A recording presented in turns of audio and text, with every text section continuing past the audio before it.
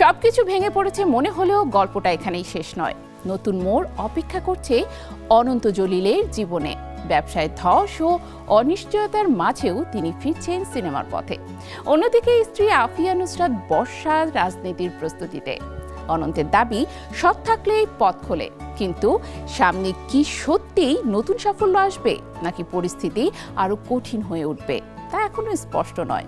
এই নতুন যাত্রায় কি তাদের আবারও এগিয়ে নেবে নাকি জীবনে লিখবে ভিন্ন কোনো অধ্যায়?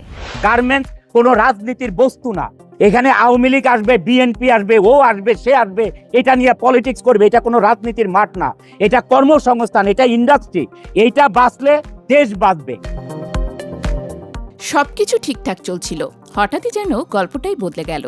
অদৃশ্য এক চাপে নতুন বাস্তবতায় দাঁড়িয়ে অনন্ত জলিল। একসময় দাপুটে ব্যবসায়ী ও আলোচিত চিত্রনায়ক, এখন কঠিন সময়ের মুখোমুখি। তবুও তিনি বলছেন, সৎ থাকলে পথ হারাতে হয় না। আমি যদি আমাকে ঠিক রাখি তাহলে আমাকে দেশ ত্যাগ করতে হবে কেন? দীর্ঘদিন ধরে ব্যবসায়ের ধস, ব্যাংক ঋণের জটিলতা সব মিলিয়ে যেন ভেঙে পড়েছে তার গড়ে তোলা সাম্রাজ্য। টিকে থাকার লড়াইয়ে প্রায় 3 বছর নিজেকে সরিয়ে রেখেছিলেন সিনেমা থেকে, কিন্তু তাতেও ফেরেনি ভাগ্য। অবশেষে কঠিন সিদ্ধান্ত, নিজের গার্মেন্টস ব্যবসা থেকে ধীরে ধীরে সরে দাঁড়াচ্ছেন তিনি। ইতোমধ্যেই তার প্রতিষ্ঠানের কিছু অংশ বিদেশি প্রতিষ্ঠানের কাছে হস্তান্তরের প্রক্রিয়া শুরু হয়েছে। এই পরিস্থিতিতে নতুন করে পথ খুঁজছেন অনন্ত।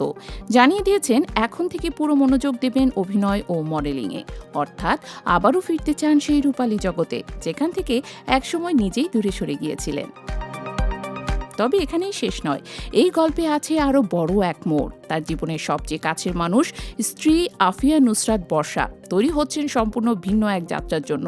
শোবিজের গ্ল্যামার ছেড়ে তিনি এগোতে চান জনসেবার পথে, রাজনীতির ময়দানে। সম্প্রতি এক সংবাদ সম্মেলনে অনন্ত জলিল গর্বের সঙ্গে তুলে ধরেন বর্ষার মানবিক দিক। ধৈর্য আছে, দেশ সেবা করার মতো ধৈর্য আছে তার ভিতরে, ইনশাল্লাহ করতে পারবে। তিনি জানান, বর্ষা নিজ হাতে ঘন্টার পর ঘন্টা দাঁড়িয়ে মানুষের মাঝে সাহায্য বিলিয়ে দেন। তার বিশ্বাস, এই ধৈর্য আর মানুষের প্রতি ভালোবাসায় তাকে একদিন নেত্রী হিসেবে প্রতিষ্ঠিত করতে পারে। সবচেয়ে গুরুত্বপূর্ণ বার্তাটা তিনি স্পষ্ট করেছেন, আমি যদি সৎ থাকি তাহলে আমাকে দেশ ছাড়তে হবে কেন? সৎ পথেই নেতৃত্ব দেয়া যায়। এই বিশ্বাস নিয়েই তারা এগোতে চান সামনে। একদিকে ব্যবসার ধস, অন্যদিকে নতুন করে সিনেমায় ফেরার প্রস্তুতি, আর একই সঙ্গে স্ত্রীর সম্ভাব্য রাজনৈতিক অভিষেক। সব মিলিয়ে অনন্ত জলিল ও বর্ষার জীবন যেন এক নাটকীয় মোড়ে দাঁড়িয়ে।